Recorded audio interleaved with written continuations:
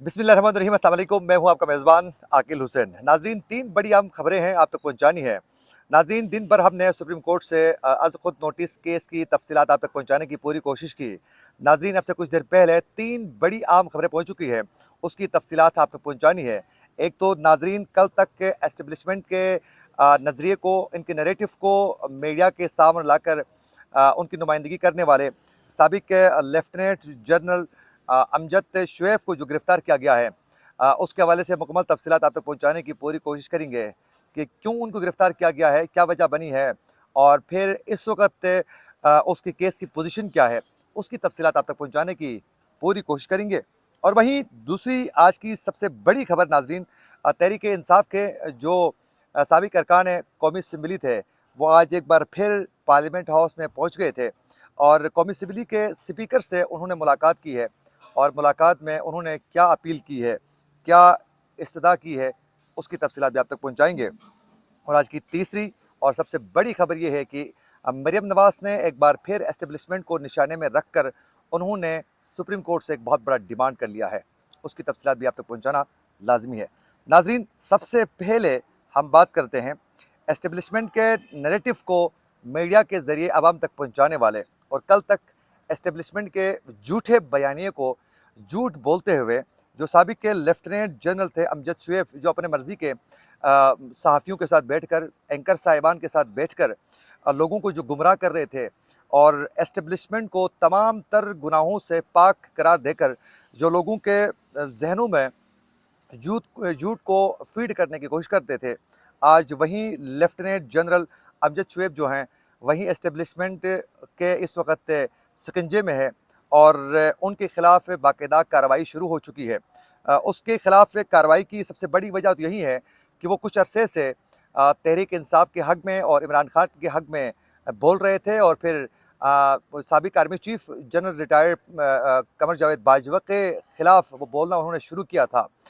उसी वजह से उनकी गिरफ्तारी का मामला भी उठ चुका है और नाज़रीन, उनके ऊपर ये इल्ज़ाम है कि वो इदारों के ख़िलाफ़ उकसा रहे थे और नफ़रत फैला रहे थे और ज़ाहिर है इदारों के ख़िलाफ़ तो वो नहीं कर रहे थे अलबत्ता, लेकिन एस्टेब्लिशमेंट में बिलख़ुसूस से बाजवा डॉक्ट्राइन के हवाले से वो ज़रूर बात करते थे और इमरान खान को सपोर्ट करते थे, इसीलिए वो इस वक्त टारगेट में हैं। और नाज़रीन, आज उनकी जिस्मानी जो रिमांड थी, उस पर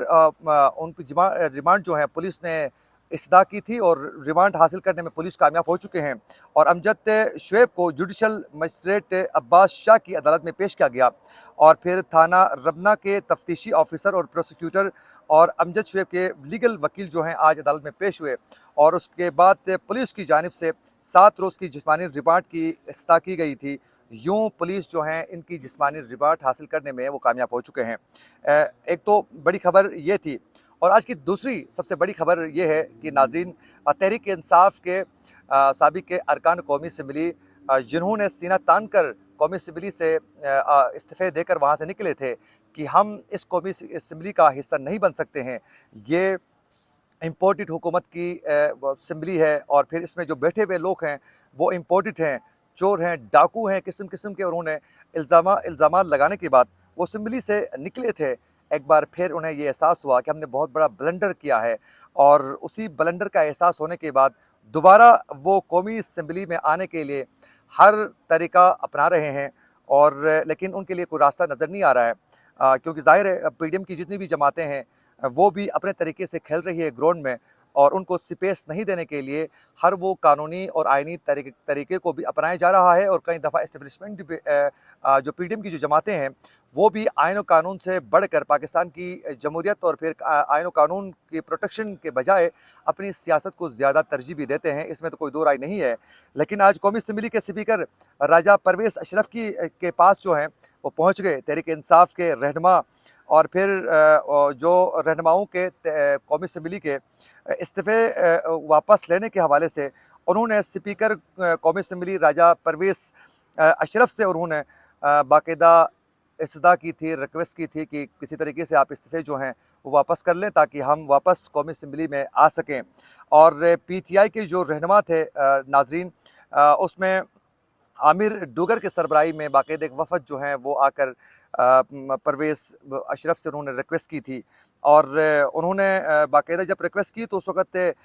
उन्होंने दो टोक अंदाज़ में कहा कि मैं आइन और कानून के मुताबिक ही चलूँगा और फिर उन्होंने कहा कि आइन और कानून के मुताबिक कौमी असम्बली के कवायद व ज़वाबित के तहत इस्तीफ़े जो हैं वो मंजूर हो चुके हैं और बार-बार खतूत भेजे, इसके बावजूद भी पीटीआई का कोई भी मेंबर हाज़िर नहीं हुआ और फिर उनका कहना है कि आमिर डुगर की सरबराही में आए हुए वफ़द के बाद इस्तीफ़े कबूल करने का अमल जो है वो शुरू हो चुका था। ये उन्होंने वाज़ेह किया क्योंकि असद कैसर भी उस वक़्त उस वफ़द में शामिल थे और जाकर उन्होंने रिक्वेस्ट की थी कि हमारे इस्तीफ़े क्यों नहीं मंजूर किए जा रहे हैं।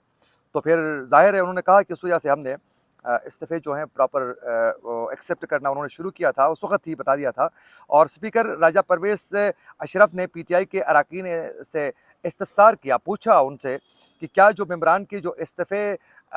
लिए गए थे हमसे, तो वो क्या मर्ज़ी से उन्होंने अपने इस्तीफ़े नहीं दिए हैं? और साथ-साथ ये भी कहा कि साबिक़ स्पीकर असद कैसर की सरबराही में आए हुए वफ़द के इसरार पर ही इस्तीफ़े मंजूर हो चुके थे। ये उन्होंने वाज़ेह किया। यूँ काफ़ी डिस्कशन के बाद दो टोक अंदाज़ में कौमी असम्बली के स्पीकर राजा परवेज़ अशरफ ने कहा कि जो आप पहले कर चुके हैं, उसी पे ही हम भी कायम हैं और किसी सूरत दोबारा वापसी का कोई रास्ता आप लोगों को नहीं मिलेगा। क्योंकि ज़ाहिर है वो एक बार फिर कौमी असम्बली में आना चाहते हैं और अपने मर्ज़ी के अपोज़िशन लीडर को बनाने के बाद वो आगे बढ़ना चाहते हैं। अब उनको जाके समझ में आया है कि हमने कितना बड़ा ब्लंडर मारा है। तो मेरे ख़्याल में ये तहरीक-ए-इंसाफ़ को सोचना चाहिए कि कई फ़ैसले करने से पहले बिलख़ुसूस खान साहब को कि वो पहले उनको सोचना चाहिए, उसके बाद इतने बड़े डिसीजंस लेने चाहिए क्योंकि एक जानिब ये ब्लंडर उनसे जो हुआ है, वहीं दूसरी जानिब इस वक़्त जेल भरो जो तहरीक है वो भी कामयाब नहीं हुई। आप सब बखूबी आगाह हैं कि हमने पहले ही आगाह किया था कि केपी में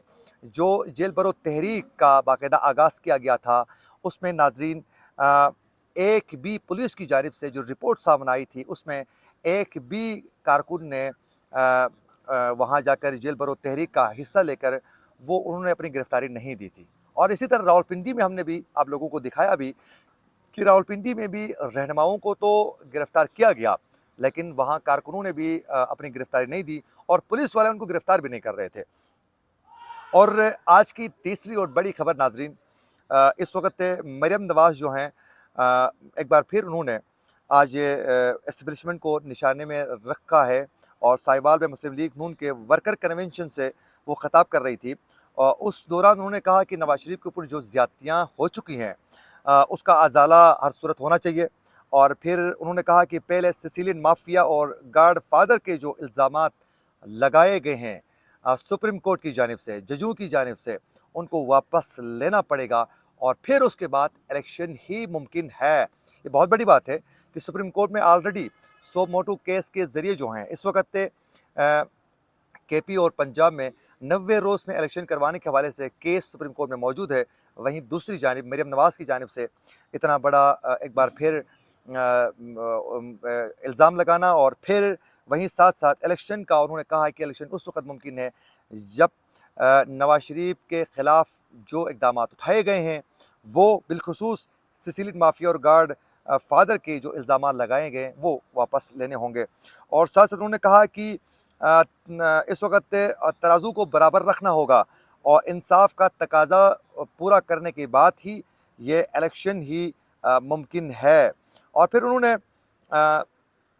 साबिक के डीजीआईएसआई फैज़ हमीद को निशाने में रखा। आज तनकीद का उन्हें फिर एक बार फिर निशाना बनाया और फिर इमरान खान को भी शदीद तनकीद का निशाना बनाया। लेकिन नाज़रीन मरियम नवाज़ ने एक बार फिर साबिक army chief general Qamar Javed Bajwa को अपने तनकीद से उसको मुबर्रा करार दे दिया। कोई उन्होंने उस पे तनकीद नहीं की और ये एक लम्हे फ़िक्रिया है कि जब पे मरियम नवाज़ और नवाज़ शरीफ जो है वोट को इज़्ज़त दो के नारे के साथ आवाम के बीच में जाकर तकरीरें करते थे और फिर मीडिया के साथ बातचीत करते थे, तो उस वक़्त ये कहा जाता था कि साबिक army chief general Qamar Javed Bajwa जो है वो असल में सरगना था और उन्होंने उनकी हुकूमत गिरा दी है। उन्होंने सारी गेम रचाई थी, उन्होंने ही इमरान खान को नवाजा था। लेकिन अब एक बार फिर मरियम नवाज़ जो हैं वो ये साफ वाज़ेह हो रहा है कि कोई डील तो नहीं है। लोगों का भी ये कहना है कि इन्होंने बिलख़ुसूस मरियम नवाज़ ने साबिक आर्मी चीफ बाजवा के ख़िलाफ़ बोलना उन्होंने छोड़ दिया है, उनका नाम भी नहीं लेती है और अब उस गेम का सरगना फैज़ हमीद को करार दे रही है। इस हवाले से आपका क्या कहना है? अपनी राय का ज़रूर इज़हार कीजिएगा। इसी के साथ अपने मेज़बान आकिल हुसैन को दीजिए इजाज़त। अल्लाह ने के बाद।